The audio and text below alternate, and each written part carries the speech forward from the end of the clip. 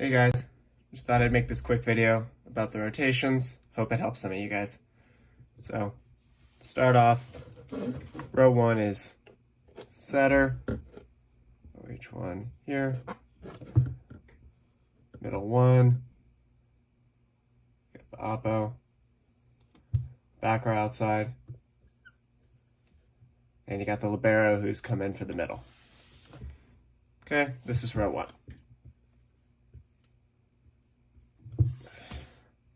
So when we're serving, setter serves, libero switches with the outside, because outside wants to play middle back, libero's in left back, middle's already in middle front where he's supposed to be, and these two guys just switch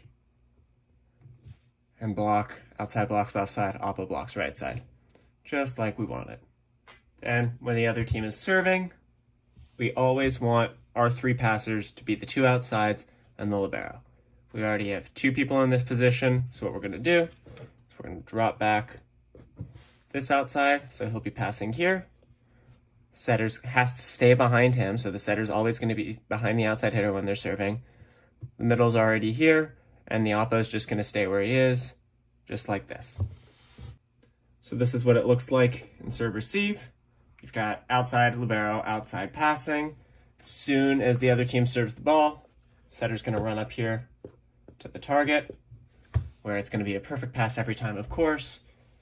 Then you've got your middle, who's going to run a 1-ball or a 3-ball. Then you've got your oppo, who's going to be hitting on the left side.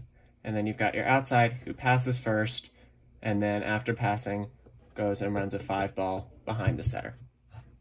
All right, next up, we have row 2. So this is rotation 2. You can see everyone is just rotated clockwise 1. So now we have the outside hitter 1 serving. Got setter and middle back, who can just start in right back, which is what his base is. Libero and left back. Outside hitter number 2 in his base at left front. And then you've got the opposite and middle. So outside hitter is going to serve and then go to his base in middle back. Then you've got the outside already in a spot, middle already in a spot, and then the oppo is just going to right over here, block on the right side, hit on the right side. That is rotation 2 defense. We block balls, we dig balls, we win points.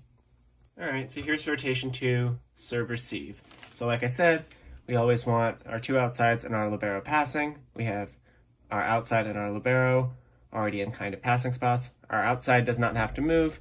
We want to drop our outside hitter 2 back here to pass in left back, and therefore we have to push the libero who's in left back into middle back. So you've got outside, libero, outside passing. For the setter, we want the setter in the target. It's actually not that hard in this rotation because the setter just has to be to the right of the libero, to the left of the OH1, and behind the oppo. Okay, which sounds hard, but it really isn't, because that just means the setter can just park right there in between all 3 of them. The oppo moves over here, stays in front of the setter, and the middle is in a perfectly fine spot, but just backs up to make his life a little easier to start his approach. Looks really complicated, but it's actually pretty easy once you guys start getting the hang of it. So, like I said, a lot of arrows, a lot of moving pieces. But once you get the hang of it, it's really not that hard because everyone's already where they're supposed to be for the start of the play. So, for example, the setter is already at the target, so the setter doesn't have to move if there's a perfect pass. The outside hitter's already here, so after the outside passes, you can go run a 4-ball or a hut. The middle is already in a pretty good spot to where you can just come in here and run a 1-ball, and the oppo's already on the right side, so all he has to do is back up and then hit a 5-ball. Okay, so now we're in row 3 after rotating clockwise. One thing to note is when you rotate clockwise, the libero is now front row and the middle is back row. Because we have unlimited subs for the libero, we just sub in the other middle. So this would be M2. I'm just going to write M here for simplicity. For the libero, libero subs out and then subs right back in for the middle. So when we're serving, the libero serves, then runs to left back. Outside's already where he's supposed to be. Setter just shifts over there. And these 2 guys swap to block left side and in the middle. For serve-receive, like I said, we want outside libero passing. We already have the libero in a good passing spot, the OH1 in a good passing spot, and in order to get the OH2 passing, we drop the OH2 back here. Now, for the rest of the ensemble, the setter we want to get as close to the target as possible, and so in this you can see that the setter has to be behind the middle and to the left of the outside. So in order to get the setter to as close to there as possible, the setter just has to be here, but cannot cross this line, or else setter will be out of rotation. So setter starts right there. Then the middle just has to be to the left of the outside. So as the outside shifts to the left, so does the middle. So the middle basically doesn't have to move. So this is what serve receive would look like. You've got your outside hitter, or libero here. Outside hitter number 2 passes, and then runs a 4-ball. You've got your setter here, who just needs to shift right there to get the perfect pass. Middle runs his route there. Oppo is in the perfect spot to go and crush a 5-ball. So this is what the rotations look like after we rotate one more, and now we are in rotation 4. Something to note here. One thing we might do is, in this situation, as you see, the setter is now front row and the opposite is now back row. So if we took a setter from the bench and subbed him in for the opposite, and we took an opposite from the bench and subbed it in for the setter, what you'll notice is now this rotation looks exactly like it did in row 1. If you go back, you can check, you can see it's the exact same system, and so we would do the exact same formatting for row 1. Then when we rotated, we would be in row 2 again, and when we rotated again, we would be in row 3 again. So that is one way we could run our offense, just using those 3 rotations and a little bit extra substitutions. However, if we don't make that double substitution, we are now in rotation 4 with a front row setter and a back row opposite.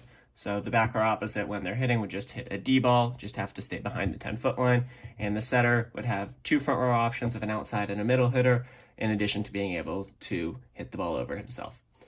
So what we would do here is, as the oppo serves, these guys would switch, just like in row 1. These guys would switch, just like in row 1. And it's pretty much the same look, with the oppo playing right back defense and the setter playing right front blocking.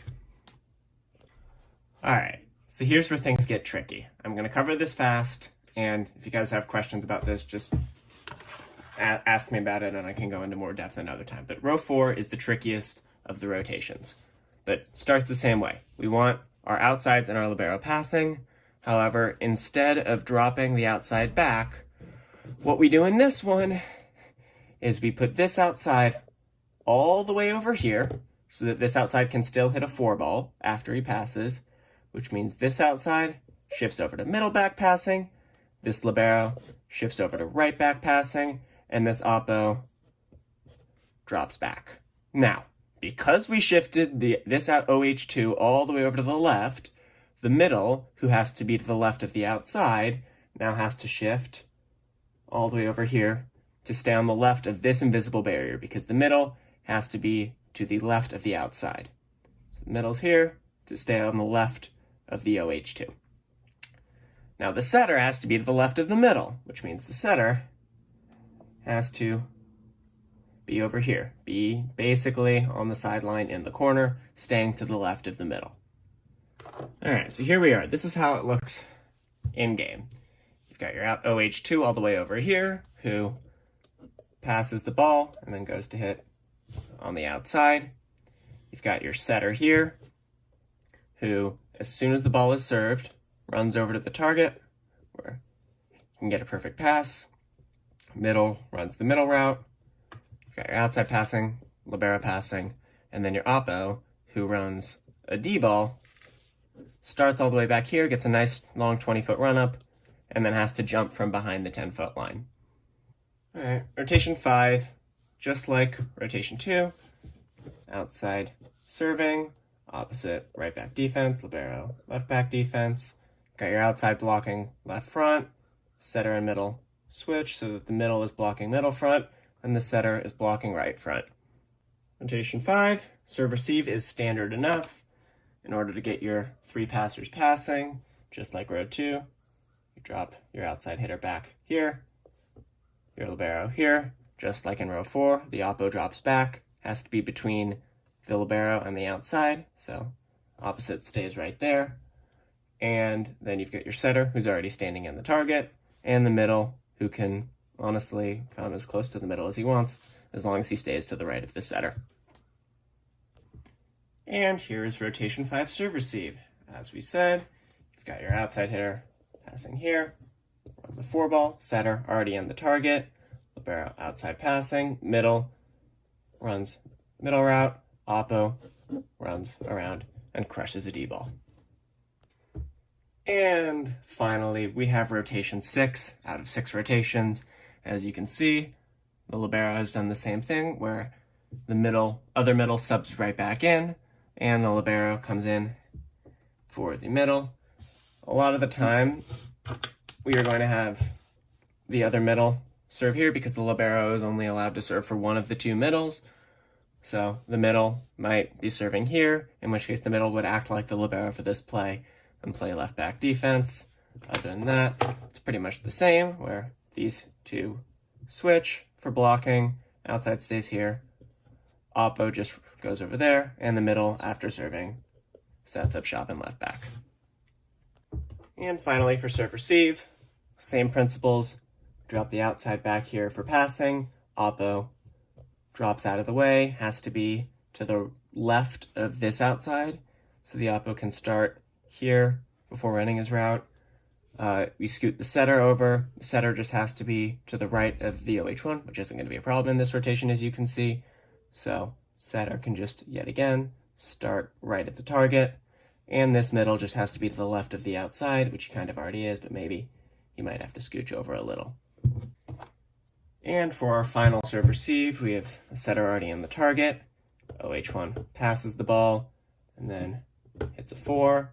After this perfect pass to right here, the middle comes in and hits his route, and then you've got the oppo, who, because he has to stay to the left of the OH2, has to start here, and then as soon as the ball is served, makes the long trek to right back, and then, but fast enough, of course, in time to come in here and crush a D-ball from behind the 10-foot line. So that's a really fast rundown of the rotations. I tried to be in-depth while still going fast. I hope you guys can use this as a reference guide or tutorial or however you guys want to use it. If you guys have any other questions, shoot me a text. I really hope this helps. Let's go Dartmouth.